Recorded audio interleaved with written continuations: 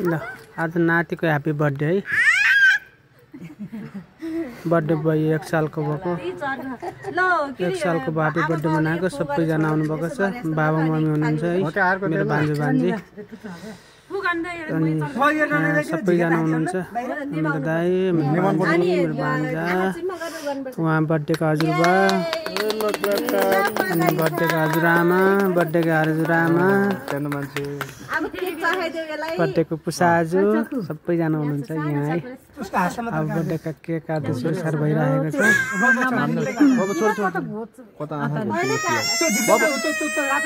सबैजनाले